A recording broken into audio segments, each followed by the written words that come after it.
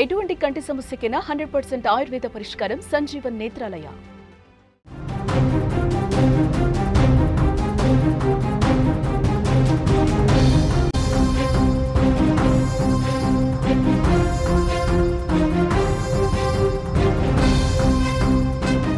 Breaking news చూస్తున్నాం. సత్యసాయి జిల్లాలో తీవ్ర విషాదం నెలకొంది. నవవధువు బలవన్మరణం చెందింది. సోమవారం ఉదయం పెళ్లి జరిగితే రాత్రికి ఉరి వేసుకుని హర్షిత చనిపోయింది.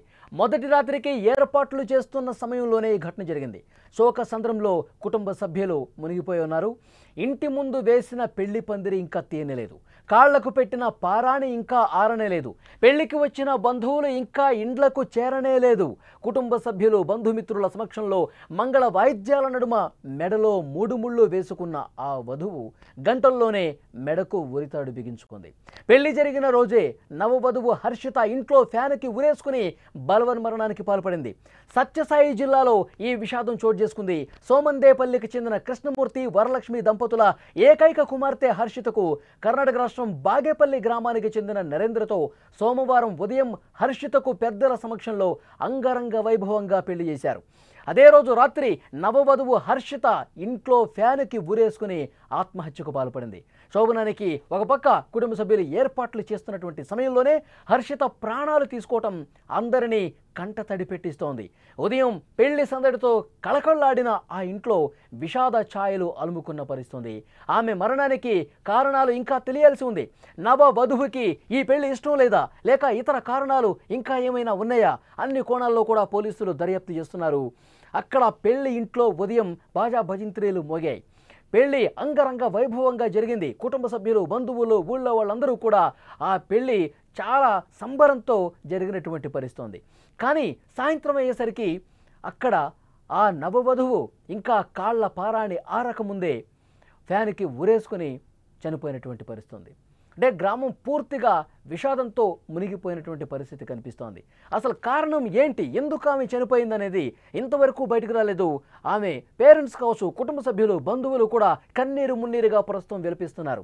ఆమెకు పెళ్లి ఇష్టం లేదా, ఇష్టం లేని పెళ్లి చేశారా, కుటుంబ సభ్యులు బలవంతంగా ఈ పెళ్లి చేయించారా, లేకపోతే వేరే కారణాలు ఇంకా ఏమైనా ఉన్నాయా? అన్ని కోణాల్లో దర్యాప్తు చేస్తున్నామని చెప్పి పోలీసులు చెప్తున్నారు. కానీ ఇప్పటికీ కూడా కనీసం సమాచారం రాలేదు.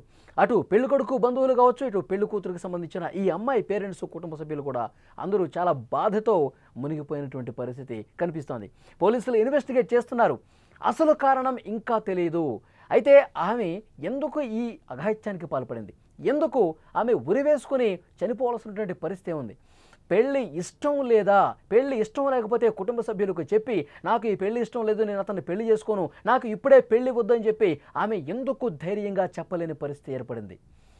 చనిపోవడానికి వచ్చినటువంటి ధైర్యం ఆమె బహిరంగంగా చాలా ధైర్యంగా కుటుంబ సభ్యులకు ఉన్న విషయం ఎందుకు చెప్పలేదు? ఈ విధంగా తనువు చాలించడం కరెక్టేనా? అందరూ కూడా ఈ విషయం మీద ఆలోచించాల్సినటువంటి అవసరం ఉంది. ముఖ్యంగా కుటుంబ సభ్యులు అమ్మాయికి పెళ్లి ఇష్టం ఉందా లేదా, తన ఇష్ట ప్రకారమే ఈ పెళ్లి చేస్తున్నామా లేదా? నిజంగా చాలా కుటుంబాలు కూడా ఆ అమ్మాయి మనసు తెలుసుకొని ప్రవర్తించట్లా. ఇంకా ఎన్ని రోజులు ఆగాలి, పెళ్లి చేసుకుంటావా చస్తావా, ఇదే విధంగా బెదిరింపు ధోరణితో కొంతమంది తల్లిదండ్రులు, కుటుంబ సభ్యులు ఉన్నటువంటి పరిస్థితి ఉంది.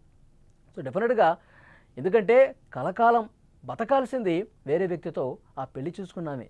కుటుంబ సభ్యులు, బంధువులు అందరూ ఎవరింట్లో వాళ్ళు ఉంటారు.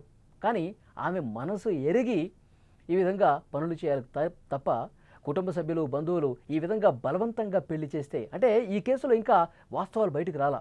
పోలీసులు ఇన్వెస్టిగేట్ చేస్తున్నారు. ఆ అమ్మాయికి పెళ్లి ఇష్టం లేదా, ఇష్టం లేని పెళ్లి చేశారా, లేదంటే కనుక అంతకు ముందే ఎవరితోనైనా ఆమెకు ప్రేమ వ్యవహారం ఏమన్నా ఉందా? అన్ని కోణాల్లో దర్యాప్తు చేస్తున్నారు. వాస్తవం ఏంటో ఇంకా తెలియదు. గతంలో కూడా మనం చూసాం, చాలా సందర్భాల్లో కూడా సోనం ఏం చేసింది, మేఘాలయ హనీమూన్ మర్డర్ అందరికీ కళ్ళ ముందు కనిపిస్తాను ఉంది. మేఘాలయకి తీసుకెళ్ళి అప్పటి వరకు ప్రేమ నటించింది సోనం. ఆ తర్వాత దారుణంగా రాజా రఘువంశీ అనే వ్యక్తిని చంపేసినటువంటి పరిస్థితి ఉంది. అంటే ఇష్టం లేని పెళ్లి చేశారు అని చెప్పి ఆ కుటుంబ సభ్యులతో ధైర్యంగా చెప్పలేదు ఆమె. ఆల్రెడీ నాకు ప్రియుడున్నాడు, నేను వేరే వ్యక్తిని ప్రేమిస్తున్నాను, అతన్నే పెళ్లి చేసుకుంటాను అని చెప్పకుండా కుటుంబ సభ్యులు బలవంత పెట్టారు కదా, కుటుంబ సభ్యులు చేసుకోమంటున్నారు కదా అని చేసుకుంటే వాళ్ళకి ఇష్టం లేకుండా ఎన్ని రోజులు కాలం గడుపుతారు? ఏదో ఒకటి చేస్తారు. తనువు చాలించడమా, లేదంటే వేరే వాళ్ళను చంపటమా? ఇలాంటి డెసిషన్స్ తీసుకున్న సందర్భాలు ఈ మధ్యకాలంలో చాలానే మనం చూసాం. సో డెఫినెట్గా కుటుంబ సభ్యులు, ఇంటి పెద్దలు ఆలోచన చేయాల్సిన అవసరం ఉంది. తమ పిల్లలకి పెళ్లి ఇష్టం ఉందా లేదా, వాళ్ళకి ఇష్టపూర్వకంగా మనం చేస్తున్నామా లేదా, కలిసి బతకాల్సింది వాళ్ళు కదా, వాళ్ళ కెరీర్, వాళ్ళ లైఫ్ వాళ్ళు చూసుకుంటారు కదా. ఈ విధంగా ఆలోచించాల్సినటువంటి పెద్దలే తమ మూర్ఖత్వానికి పోయి తాము చెప్పిందే నడవాలి అన్న ఉద్దేశంతో, మొండి పట్టుదలతో, మంకు పట్టుదలతో ఈ విధంగా పిల్లల జీవితాలను నాశనం చేస్తున్నటువంటి పరిస్థితి ఉంది. చాలా స్పష్టంగా ఈ కేసులో అర్థమవుతుంది. ఉదయం పెళ్లి చేసుకున్నటువంటి హర్షిత సాయంత్రానికి ఇంటికి వచ్చేసి ఉరివేసుకొని చనిపోయిందంటే ఎంతటి బాధ దిగమింగుకుని ఉండాలి, ఎంతటి బాధపడి ఉండాలి. ఒకవైపు కుటుంబ సభ్యులు చాలా సంబరంతో ఉన్నారు, సంతోషంతో ఉన్నారు, శోభనానికి సంబంధించి ఏర్పాట్లు కూడా చేస్తూ ఉన్నారంట. కానీ ఆ ఏర్పాట్లు చేస్తున్న సమయంలోనే బట్టలు మార్చుకుంటానని చెప్పి లోపలికి వెళ్ళినటువంటి హర్షిత గడియ పెట్టుకుంది, లోపలికి వెళ్ళింది, చాలాసేపు ఆలోచించింది. తర్వాత ఆ ఇంటి పైకప్పుకి వేలాడుతున్నటువంటి ఫ్యాన్కి ఉరి వేసుకొని ఆత్మహత్యకు పాల్పడింది. ఎంతసేపటికి బయటకు రావట్లేదు. పడుకుందేమో అనుకున్నారు, డోర్ కొట్టారు, తీయలేదు. ఇంకా వాళ్ళ పెద్దవాళ్ళని పిలిచారు, మళ్ళీ డోర్ కొట్టారు, హర్షిత హర్షిత అని పిలిచారు. ఎంతకీ డోర్ ఓపెన్ చేయలేదు, గడియ పెట్టేసి అలాగే ఉంది.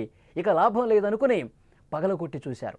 ఆ తాళం పగలగొట్టి, గడియ పగలగొట్టి లోపలికి వెళ్ళి చూస్తే విగతజీవిగా కనిపించింది. ఫ్యాన్కి వేలాడుతుంది. హుటాహుటిన స్థానిక ఆసుపత్రికి తీసుకెళ్లారు. అప్పటికే వైద్యులు చెప్పారు సమయం మించిపోయింది, ఆమె చనిపోయింది. ఈ కేసులో చాలా స్పష్టంగా అర్థమవుతుంది, ఆమెకి పెళ్లి ఇష్టం లేదు అనేది క్లియర్గా అర్థమవుతుంది. ఇది పెద్దలు చేసిన తప్పుగా చూడాల్సిన అవసరం ఉంది. పెళ్లి ఇష్టం లేదు అని చెప్పి ఒక సందర్భంలో అయినా ఈ విషయం పెద్దలకు పంచుకుందా లేదా అనేది ఇన్వెస్టిగేషన్లో తేలుతుంది. పెళ్లికి ఇష్టం లేకపోయినా నువ్వు చేసుకోవాల్సిందే అని బలవంత పెడితే పరిణామాలు ఇంతే దారుణంగా ఉంటాయి. చాలా బాధాకరమైన విషయం. ఎందుకంటే కాళ్ల పారాణి ఇంకా ఆరలేదు. ఉదయమే పెళ్లి జరిగింది. కొన్ని గంటల్లోనే ఆమె ఇంటికి తీసుకొచ్చిన తర్వాత గడియ పెట్టుకుని ఆత్మహత్యకు పాల్పడిందంటే ఆమె ఎంత మనస్తాపానికి గురైంది ఈ పెళ్లితో అనేది చాలా క్లియర్గా అర్థం చేసుకొని పరిస్థితుంది.